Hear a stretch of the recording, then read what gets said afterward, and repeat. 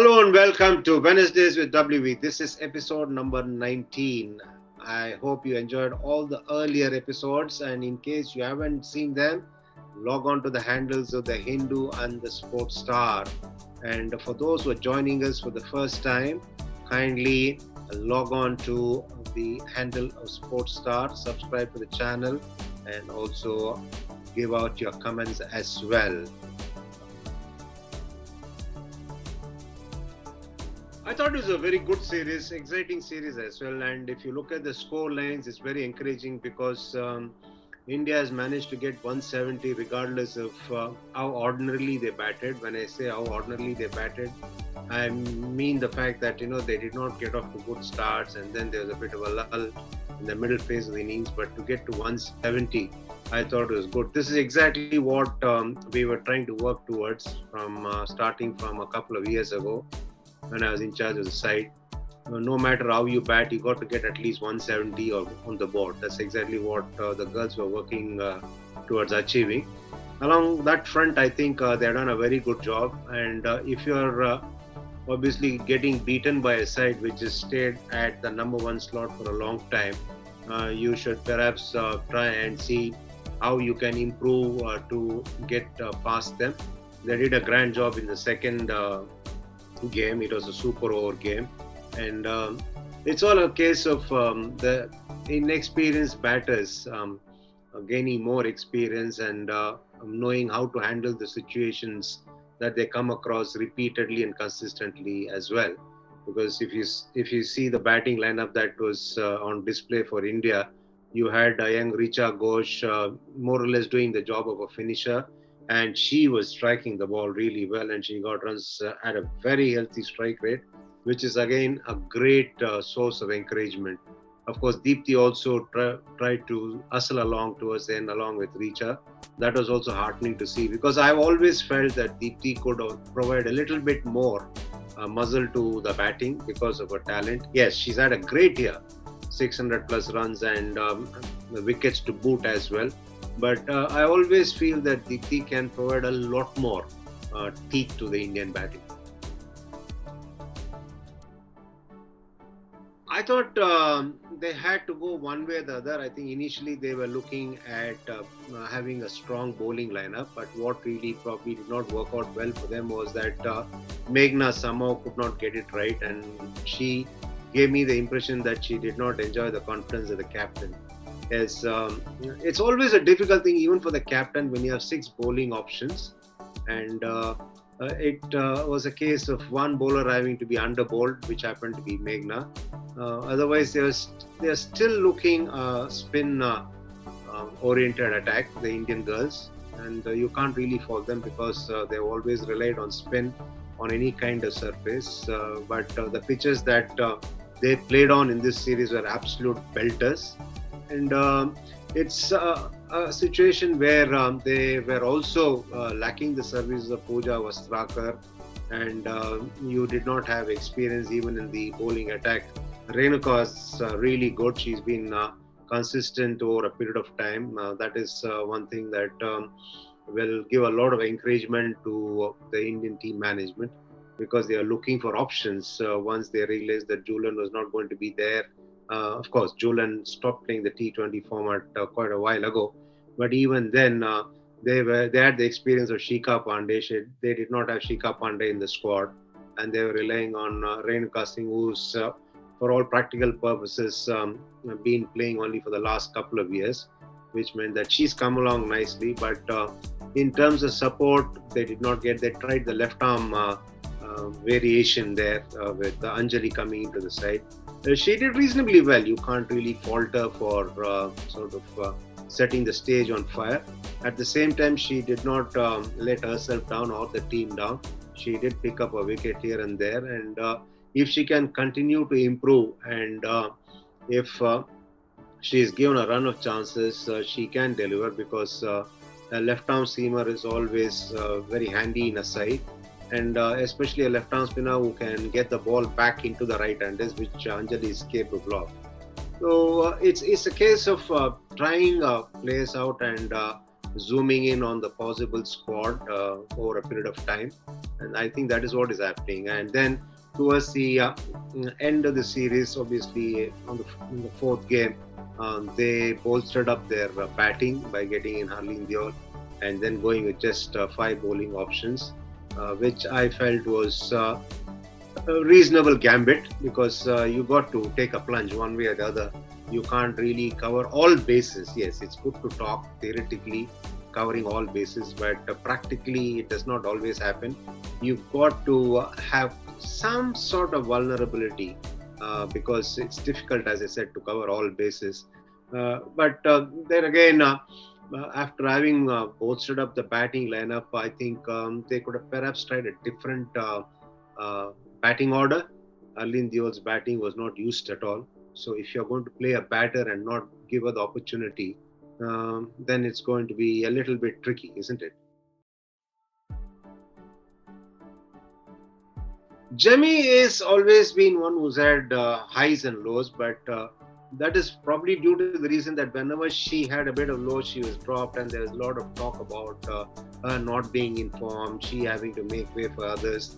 I don't think people have really sort of allowed Jemmy that space or the latitude that is required if you are looking to have somebody perform for you in the long run. She's done well in the Commonwealth Games, and she's also done well prior to that, and in the leagues that she's played before that a year ago. I think she's given you enough proof that she's capable of performing at that level. But the problem is that when she has a couple of failures, immediately people start talking about whether she should be replaced. And I think that is something that Jemmy is not come to terms with well enough, or she's not perhaps overcome that particular aspect of a cricket. That will happen, and I think you got to try and say that yes, Jemmy will be playing over a period of next 12 to 18 months, and then it's up to her what she makes of it, because she got drafted into the side when she was very young, and then she's shown a lot of pluck. She's also shown that she can be very good on the field. So people have to sort of stop being too hasty in chopping and changing or even thinking of that. That's when a team will settle down. You got to give some time, you got to be patient, and you can't be always selective in terms of deciding on the immediate future of players. You got to, in that respect, you got to be objective, you got to be consistent. The selection of a side is always subjective, it can't be objective. But in terms of assessing a player, you got to be objective, you got to be consistent. I think that is something that people have to bear in mind. The inconsistency is crept in now because I saw her doing extraordinarily well in New Zealand. She executed different roles for someone so young in international cricket, but somehow she's been pushed to the background. She's not been playing regularly. Yes, they might tend to think that she's more useful to the side in the 50 overs format, but if a batter is showing ability and also the tendency to play for the side, then that kind of talent and that kind of attitude has to be encouraged.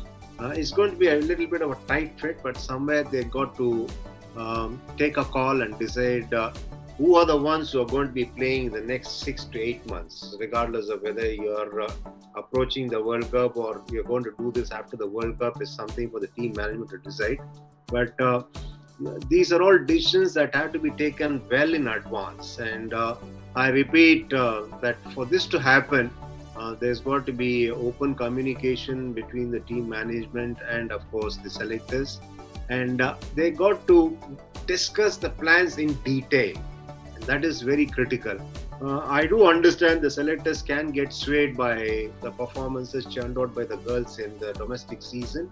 But yes, that is a great temptation always for the selectors, and they'll also be under a lot of pressure if they don't pick somebody who's done well in the recent past, in the past domestic season. But this is where the job of the selectors becomes very critical. They got to absorb all the pressure and also have to take calls based on what the short-term, mid-term, and the long-term plans are. First of all, they need to have them, and I suspect at the moment that is lacking a little bit. The prime reason, according to me, is inexperience and also the handling of the players. Um, the inexplicable dropping of a player from the 11 or from the squad is something that's going to create a lot of insecurity. That's also not going to allow the players to be fearless. Yes, they will make an effort to be fearless, but will they be 100% committed to be fearless and go on things for the side is something that needs to be looked into. Classic case in point is the dropping of Shefali in the 50 over format, and that I thought was something really handled better, because if you're dropping a player, it's not about dropping that particular player. You're also conveying a message to the rest of the players as well. Now, let's face it, for example, if I was a young kid coming into the side, if I was uh, Yastika Bhatia, and if I see somebody who's a rage in international cricket like Shafali Verma getting dropped in white ball cricket, now I'm also going to think, oh, what's going to happen with me if I don't get runs quickly enough, or if I try to get runs quickly enough, if I get out, what happens to me? So that's the kind of thought process that go in a cricketer's mind if they see some decisions taken by the team management, unless of course it's categorically spelled out to that particular player in case, and also to the team in general. Otherwise, it's going to always create that fear in the players' heads that yes, you got to do things in a certain manner so that you carry on playing all the time. This is a young side, more or less, and it's always been a good side. I do remember them fielding really well, except for the first uh, couple of series immediately after I took over. After that, they really improved a lot, and they worked hard on their cricket and also on their fitness. They did fabulously well in the Tri-Series and in the World Cup. Of course, people will harp on to a couple of missed chances in the big game that happens. Yes, that did happen. I'm not saying it did not happen, but you will always go by what has happened in a selected phase of time, like let's say a 6 months block or a 12 months block. Along those lines, I felt that they improved quite a lot. Then, of course, it also depends on that time that they have in between series, or the planning that has been mapped out for the entire year. A lot will depend on that. As far as the lapses that we saw happen in this particular series against Australia, we did see even the Australians drop a few catches, which you don't normally see. There must have been a case of the ball coming out of the darkness, or probably because of the full crowd being there at both the venues. They perhaps could not pick the ball up coming out of the colorful background. Yes, these are things that these girls will learn once they play more and more and gain experience. And it's not every day that they play under lights, and also with 40 odd thousand crowd watching them, cheering them, and a lot of color being present in the background.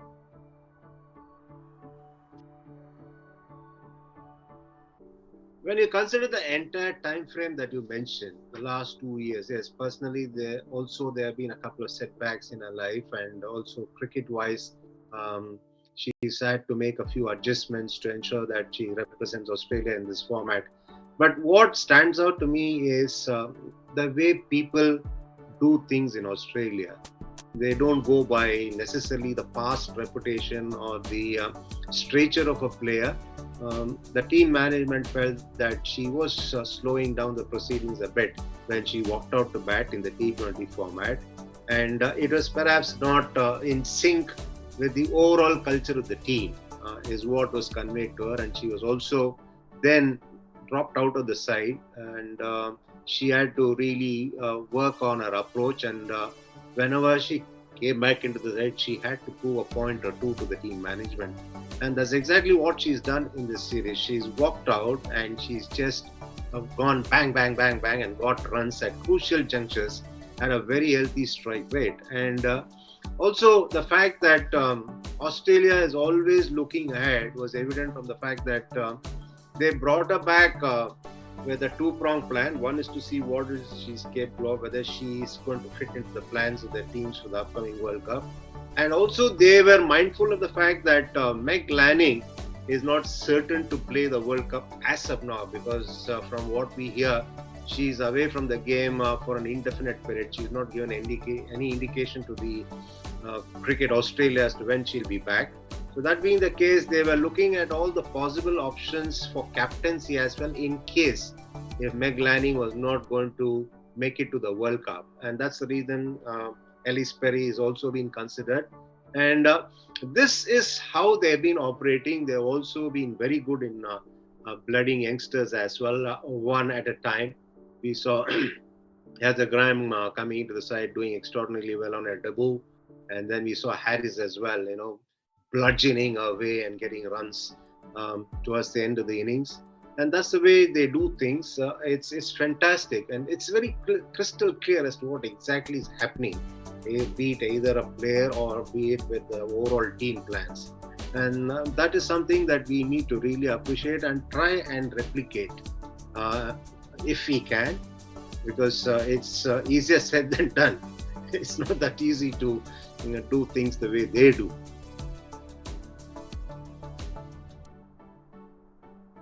I, for one, saw it as far back as 19 in Jaipur, when the Challenger, as it is called then, was played. They were restricted entry for the public in Jaipur. And what transpired there was that a maximum of about 14,000 could get into the ground, because one half of the ground was shut for the public. And what happened was, came the final, and suddenly you see the stadium is packed, and then you suddenly get to hear that an equivalent amount of people were waiting outside. And the police had a tough time controlling the crowd. The police are also under tremendous pressure for the simple reason there was a general election, I think. There was probably an election, state election happening around that time. And they obviously had to also do duty for the election or the pre-election bandobast, so which meant that they were perhaps short-staffed, but it came to a situation where the public got really riled up, and there was a bit of an altercation between the police and the public as well. So it is fairly clear that there is going to be a lot of following for women's cricket in India, and if at all it was something that was in doubt, what has happened in Mumbai in the last week and a half has dispelled everything for sure. Because at both the centers, you're talking about D.Y. Patil, you're talking about the Brabant Stadium. Let's face it, one is in the heart of the city, another one is slightly outside Mumbai, but still it didn't matter. People thronged there and in huge numbers. You're talking about 47,000, you're talking about 25,000, and then maybe to try and test the waters, or maybe to try and have a better control of the stands. What happened was the tickets were priced at the CCI, but still it didn't matter to the public. They said free or priced, we are going to be there to cheer our heroines, as it were. So it's clear that women's cricket will attract a lot of following, and they will be followed keenly. And as I've been saying right from when I was in charge of the team, women's cricket will go bigger and bigger in the future. And I have no doubt at all that you will not have any problems in terms of support, or in terms of people thronging to the venues to watch the girls play.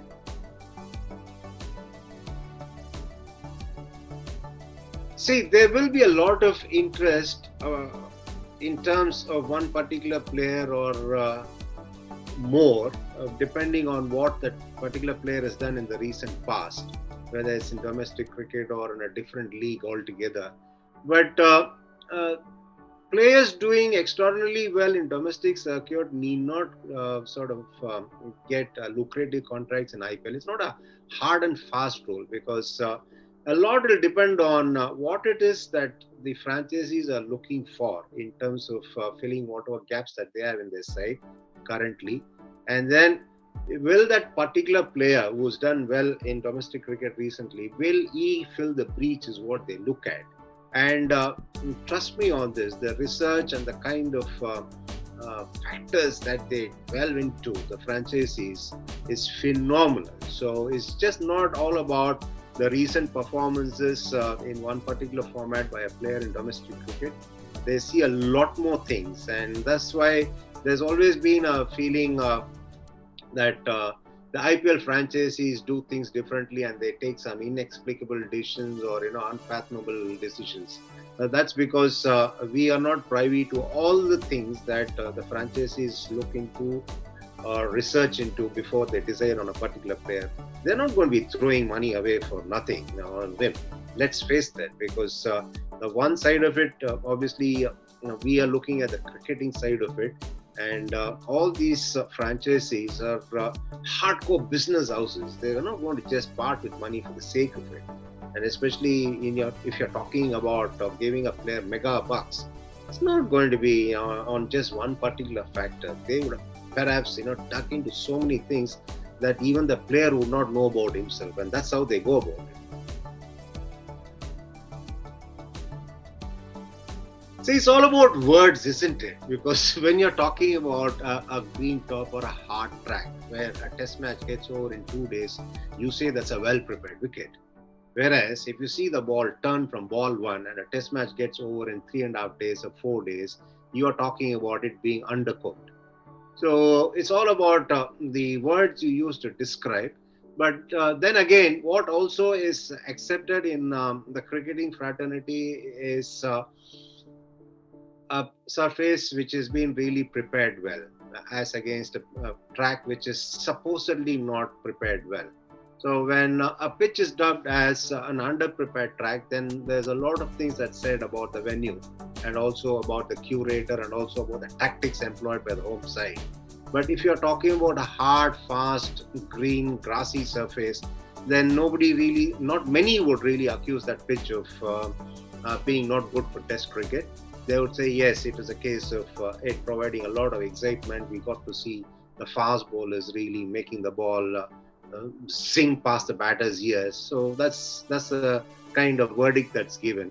Nonetheless, as far as I'm concerned, what is critical here is that if you are talking about a test match, people would like to see a cat and mouse game over a period of, let's say, 4.5, or even perhaps the last session of a test match.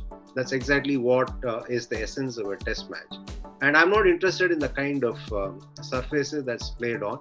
If a test match gets over in 2 days, are you getting to see the essence of a test match is what you need to answer. If you are not getting to see the essence of a test match, regardless of whether it's Gabba, it's Rawalpindi, or Max Stadium, wherever it is in the world it is, if you are not getting to see the essence of a test match, by that I mean test match is all about a trap being set, counter escape, counter trap, counter escape. These kind of things have to happen periodically. The pendulum should be swinging from one side to another, and then you kind of marvel about how players who create pressure on the opponents, and then how the players from the opposition side overcome that situation and try and turn the tables on the other side. All these intriguing aspects need to be there in a test match. But if you don't get to see them, and if a test match gets over in 2 days' time with the conditions favoring one department of the game, absolutely, then I don't think you've gotten to see what you need to see in a test match. And regardless of whether it's over-prepared or undercooked, if a test match gets over in 2 days, I think the verdict should not vary.